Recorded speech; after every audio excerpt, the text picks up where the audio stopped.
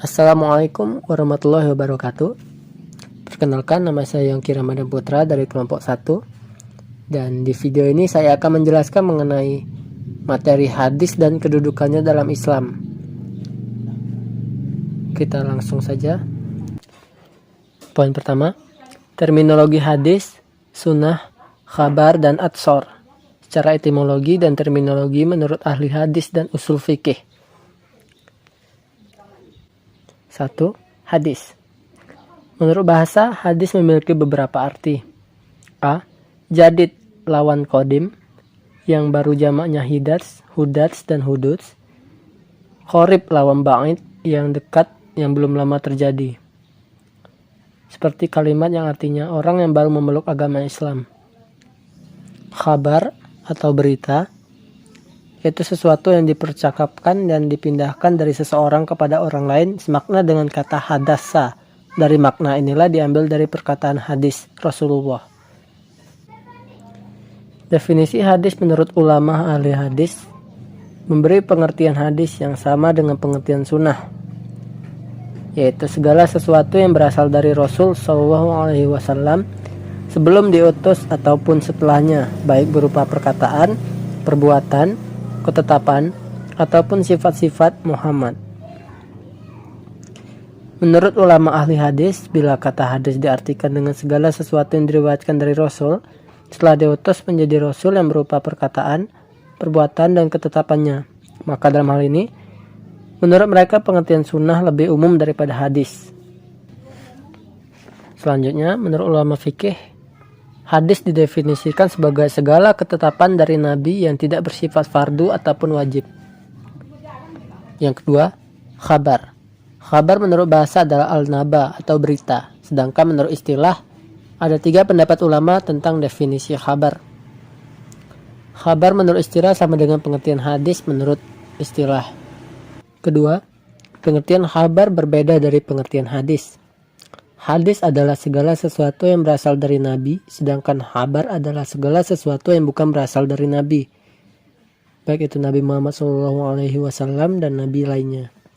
Dikatakan bahwa antara hadis dan khabar terdapat makna umum dan khusus yang mutlak. Jadi setiap hadis adalah khabar, tetapi tidak setiap khabar adalah hadis. Yang ketiga, atsor. Menurut bahasa, atsor adalah bekas sesuatu atau sisa sesuatu, berarti nukilan. Jamaknya atsor atau utsur. Menurut jumhur, istilah ulama artinya sama dengan khabar dan hadis. Para fuqaha memakai kata atsor untuk perkataan ulama salaf, sahabat, tabi'in, dan lain-lain. Ada yang mengatakan atsor lebih umum daripada khabar. Imam Nawawi menerangkan bahwa fuqaha Khurasan menamai perkataan sahabat mauquf dengan atsor dan menamai hadis Nabi marfu' dengan khabar. Yang selanjutnya, sunnah. Secara etimologis, sunnah berarti perjalanan yang pernah ditempuh. Dalam istilah Arab, sunnah berarti preseden yang kemudian ditiru orang lain, baik sejaman ataupun sesudahnya. Tidak dipersoalkan apakah sunnah itu baik atau buruk. Pengertian sunnah secara terminologi menjadi beragam di kalangan para pengkaji syariat, sesuai dengan spesialisasi dan tujuan masing-masing. Ada ulama yang mengartikan sama dengan hadis dan ada ulama yang membedakannya. Bahkan ada yang memberi syarat-syarat tertentu yang berbeda dengan istilah hadis. Ulama hadis mendefinisikan sunnah sebagaimana di atas, karena mereka memandang diri Rasul SAW sebagai uswatun hasanah atau qudwah, contoh atau teladan yang paling sempurna, bukan sebagai sumber hukum. Hal ini didasarkan pada firman Allah surat Al-Ahzab ayat 21. Laqad kana lakum fi Rasulillahi uswatun hasanah. Yang artinya, sesungguhnya telah ada pada diri Rasulullah itu suri teladan yang baik bagimu.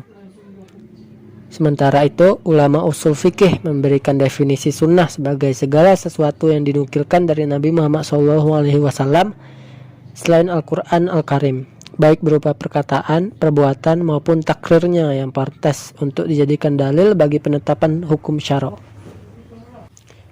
Poin selanjutnya, bentuk-bentuk hadis. 1. Hadis qauli.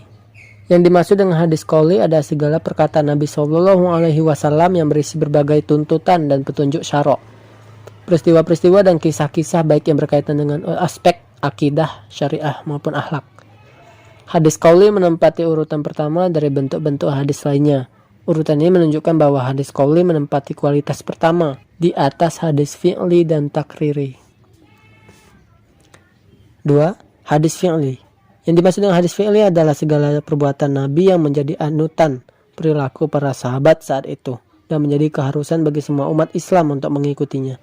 Seperti praktek wudhu, praktek sholat 5 waktu dengan sikap dan rukunnya, praktek manasik haji, cara memberikan keputusan berdasarkan sumpah dan saksi, dan lain-lain. Yang selanjutnya, hadis takriri adalah hadis yang berupa ketetapan Nabi SAW terhadap apa yang datang atau yang dikemukakan oleh para sahabat, dan Nabi SAW membiarkan atau mendiamkan perbuatan tersebut tanpa membedakan penegasan apakah beliau membenarkan atau mempersalahkannya, yang bersumber dari sahabat yang mendapat pengakuan ataupun persetujuan dari Nabi SAW, maka itu dianggap bersumber dari beliau. Yang keempat, hadis hammi. Hadis hammi adalah hadis yang berupa keinginan atau hasad Nabi SAW yang belum terrealisasikan. Walaupun hal ini baru rencana dan belum dilakukan oleh Nabi, para ulama memasukkannya pada hadis dikarenakan Nabi SAW tidak pernah merencanakan sesuatu kecuali yang benar dan dicintai dalam agama, dituntut dalam syariat Islam, dan beliau diutus untuk menjelaskan syariat Islam. Yang terakhir, hadis ahwal. Yang dimaksud dengan hadis ahwal ialah yang berupa hal ihwal Nabi SAW yang tidak termasuk ke dalam kategori keempat hadis di atas.